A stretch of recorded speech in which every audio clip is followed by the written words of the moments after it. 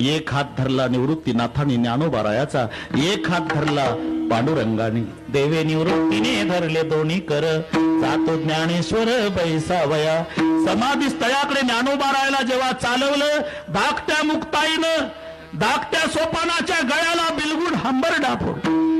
सोपाना रडू नको मुक्ता, दादा माय बापे आमा त्या गेले जेव्हा, ऐसे दुःख तेव्हा झाले नाही.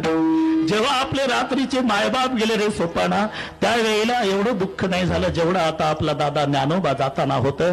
सोपान रडतायत. मुक्ताई इकडे निवृत्तीनाथ थांबले. रागावून विचारलं देवाला, शोभलं का हो देवा तुम्हाला? काय मी त्याचा मोठा भाऊ, तुम्हाला धाकटा भाऊ, आणि मोठ्याच्या आधी धाकट्याला समाधी, ज्येष्ठाच्या आधी कनिष्ठाचे जाणे केले नारायणे उपराटे. निवृत्ती तुम्ही प्रवृत्तीवर येऊन रडता, मी नाटक नाही करत देवा. समाजानं बरं म्हणावं भावासाठी भाऊ रडत होता.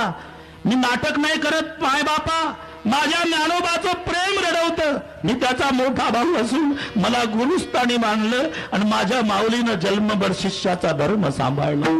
अमर्यादा कधी नाही केली येणे, गुरु शिष्य पण सिद्धी नेले.